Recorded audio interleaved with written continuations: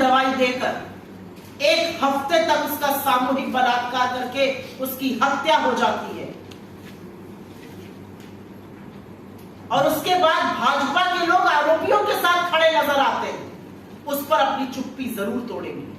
वो नई महिला सांसद इन महिला सांसदों की तरह चुप नहीं रहेगी, वो न्याय की मांग करेगी कठुआ की उस 8 साल की बच्ची को लेकर। मैं आशा करती हूं कि जो नई महिला सांसद सदन में आएंगी वो इन महिला सांसदों की तरह कुलदीप सिंह सेंगर, जो हत्या और रेप के आरोपी नहीं दोषी पाए गए, उनको हटाने की तुरंत गुहार लगाएंगी, कोर्ट की टिप्पणी का इंतजार नहीं करेंगी। वो अपने साथी सहकर्मियों से कहेंगी कि कुलदीप सिंह सेंगर दोषी पाए गए, उनके घर का चक्कर लगाना, उनका चरण वंदन करना, उनका महिमा मंडन करना बंद कर दो। वो आशा करेंगी कि जिस बच्ची के पिता, मैं आशा करती हूं कि जो आने वाली भविष्य की महिला सांसद है वो 2020 में जब शाहजहांपुर में भाजपा के नेता चिन्मय आनंद के खिलाफ एक लड़की यौन शोषण का आरोप लगाएगी तो वो चुप नहीं बैठेंगी, वो अपनी आवाज और अपना स्वर उस पीड़िता के स्वर में मिलाएंगी। मैं आशा करती हूं, और ये भयावह था, लेकिन मैं आशा करती हूं कि जो नई महिला सांसद आएंगी वो इन महिला सांसदों की तरह भाजपा की हाथरस में जब एक 19 साल की बेटी का बलात्कार हो जाता है, बर्बरता होती है, उसकी मृत्यु के बाद 2:30 बजे रात को बिना उसके परिवार के जब उसको पुलिस और प्रशासन फूंक देते हैं तो वो अपनी आवाज उठाएंगे। वो कहेंगे अपनी सरकार से कि आप पीड़िता का चरित्र हनन मत कीजिए। वो कहेंगे अपनी सरकार से कि प्रशासन के माध्यम से उनके परिवारों को डराइए मत, धमकाइए। वो ये कहेंगी, वो चुप नहीं रहेंगी इन महिला सांसदों की तरह। मैं आशा करती हूं कि जब नई भविष्य की महिला सांसद आएंगी तो वो लखीमपुर में पंचायत चुनाव में एक जनप्रतिनिधि के चीरहरण पे अपनी आवाज बुलंद करेंगी, वो चुप नहीं बैठेंगी। मैं आशा करती हूं कि जब अंकिता भंडारी की उत्तराखंड में हत्या की जाएगी, जब उसको जिस्म फरोशी के लिए मजबूर किया जाएगा और जब वो मना करेगी और जब भाजपा के नेता का बेटा उसकी हत्या करेगा और प्रशासन सारे सबूत मिटाने के लिए होटल पे बुलडोजर चला देगा तो ये महिला सांसद कुछ बोलेगी, इन महिला सांसदों की तरह चुप नहीं रहेगी। यह आशा है मेरी इस देश की आधी आबादी, इस देश में आने वाली नई महिला नेत्रियों से।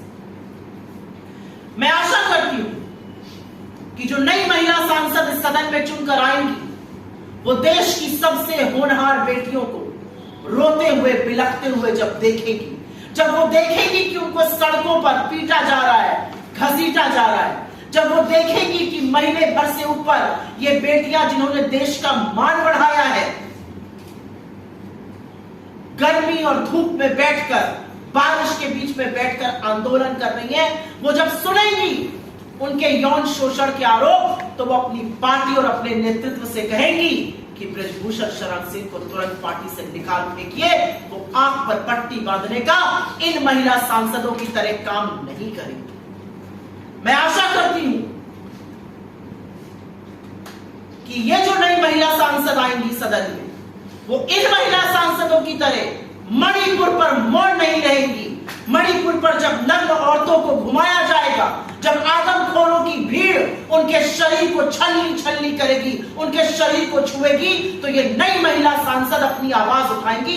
78 दिन तक एक भयावह वीडियो का इंतजार नहीं करेंगी।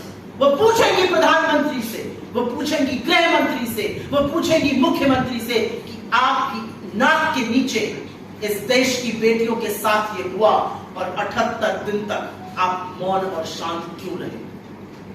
क्योंकि अगर कोई महिला इन सब बातों पर अपनी चुप्पी नहीं तोड़ती है, अगर कोई महिला इन सब बातों पर मौन नहीं तोड़ती है तो उसको सदन में रहने का कोई हक नहीं है। अगर आप रहा है क्योंकि हमने ये लड़ाई बड़े तौर पर लड़ी है, महिला आरक्षण इस देश की आधी आबादी की राजनीतिक भागीदारी और उनके सशक्तिकरण का सबसे जरूरी, सबसे पुरजोर, सबसे सॉलिड माध्यम है। महिला आरक्षण से ज्यादा महिलाएं देश की राजनीति में आएंगी, पार्लियामेंट में आएंगी, नीति निर्माण में उनकी भागीदारी होगी, तो इसका हम पुरजोर समर्थन करते हैं। क्योंकि महिलाओं की जो लड़ाई है वो लंबी चली, लंबी लड़ी गई और उनको लगातार मायूसी का सामना करना पड़ा। महिला आरक्षण कानून पास हो गया,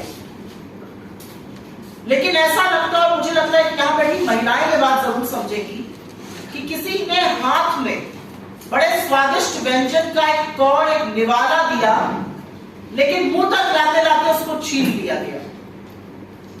क्योंकि आनन फानन में लाए हुए इस बिल का क्रियान्वयन, आनन फानन में लाए हुआ ये कानून असलियत कब बनेगा ये किसी को नहीं पता है। अगर सरकार की ही मानिए तो 2029 से पहले संभव नहीं है। अगर सरकार के कुछ मंत्रियों और सांसदों की बात जो उन्होंने सदन के पटल से कही उनकी मानिए तो 2039 तक, अनदर 16 साल का एक लंबा इंतजार है।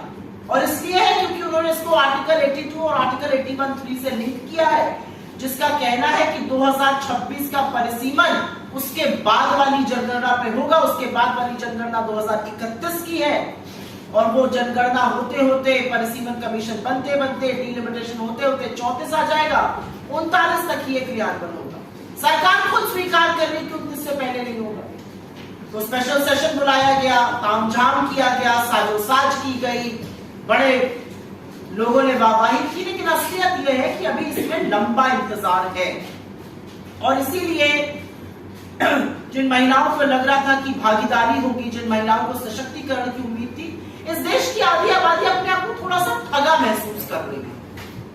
क्योंकि उनको झुंझुना दे दिया गया, वो आप बजाते रहिए, जब होगा आरक्षण तब होगा। और ओबीसी महिलाओं के लिए सरकार ने कुछ किया ही नहीं है। ओबीसी महिलाओं पर एक शब्द नहीं बोल रही है सरकार। तो एक बात साफ है कि राज्यों में अपनी हार को देखकर, इंडिया गठबंधन की ताकत को देखकर, आने वाली आगामी हार को देखकर और अडानी पर कोई जांच ना आ जाए उसको देखकर, पहले तो इंडिया बनाम भारत का अनर्गल डिबेट चलाया सरकार ने। फिर समझ में आ गया कि ये तो बैकफायर कर गया, आक्रोश दिखा लोगों में। मां को चाहे भारत बुलाइए, चाहे इंडिया बुलाइए, चाहे हिंदुस्तान बुलाइए, उसकी तौहीन नहीं सहेगा देश। तो फिर हुआ कि लाओ फटाफट महिला आरक्षण दे। बिना सोचे समझे एक महिला आरक्षण आ गया, अभी 10-12 साल का इसमें वेट कर दिया गया।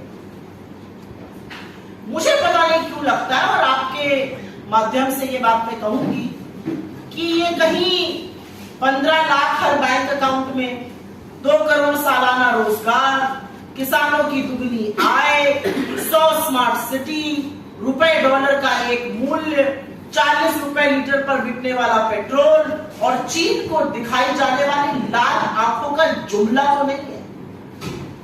क्योंकि अभी जहां तक है जुमला भी जुमला ही देते हैं, तो महिलाओं के साथ, आधी आबादी के साथ भी जुमले का काम कर दिया गया। खैर, ये जो बिल है ये सार्वजनिक जीवन की महिलाओं को और संसद के पटल पर महिलाओं को ये ताकत देगा। ये जब भी आएगा, जब भी क्रियान्वित होगा, ये ताकत जरूर देगा कि वो महिलाओं के सशक्तिकरण की, जो चुनी हुई सांसद है, महिलाओं के सशक्तिकरण की, उनकी सुरक्षा की और उनके खिलाफ हो रहे अपराध पर बेखौफ होकर, बेबाक होकर बोलेंगी और न्याय की उम्मीद और गुहार लगाएंगी। मेरी आशा है कि जब ये बिल क्रियान्वित हो जाएगा, जब महिलाएं नए सांसद बन के आएंगी, तो वो एक नजीर पेश करेंगी। वो देश को और दुनिया को दिखाएंगी कि महिला सांसद बनकर वो अपनी जिम्मेदारी को पूरा कर लेंगी। वो महिलाओं के सम्मान के लिए, उनकी सुरक्षा के लिए, उनके हक की लड़ाई लड़ेंगी। ये एक फोटो है, ये भाजपा की तमाम वो महिला सांसद हैं। जब ये बिल पास हो गया तो उन लोगों ने प्रधानमंत्री से मिलकर उनका अभिवादन किया और साथ में ये तस्वीर खिंचवाई। अच्छा लगता है ये तस्वीर देखकर। सच मानिए मुझे भी बहुत खुशी हुई। महिलाओं को सशक्त देख के कौन खुश नहीं होता। देश की आधी आबादी है, हम इस आबादी का हिस्सा है। बहुत अच्छा लगा इस तस्वीर को देखकर, मन वाकई में खुश हो गया। लेकिन इन्हीं सशक्त महिलाओं के खिलाफ हो रहे अपराध पर सतत लगातार चुप्पी देखकर वो सारी खुशी क्षोभ में, दुख में और कहीं पर तरस में बदल गई। इतनी सशक्त महिलाएं, देखिए जरा, इनसे ज्यादा सशक्त दूसरी कोई महिलाएं पूरे देश में नहीं होंगी। और ये महिलाओं पर हो रहे अत्याचार, उनके खिलाफ अपराध, उनके खिलाफ हो रही अराजकता पर एक शब्द नहीं बोल सकती। ये सरकार से आंख में आंख डाल के सवाल नहीं पूछ सकती कि हमारी बहनों के साथ ऐसा क्यों हो रहा है। ये है वो महिलाएं जिन्होंने पिछले 9.5 सालों से अपनी आंखों पर पट्टी और मुंह पर ताला लगाया हुआ है। तो सशक्तिकरण का ये जो रूप है, ये एक्चुअली मौन, चुप्पी और सत्ता की लोलुपता की दूसरी तस्वीर है।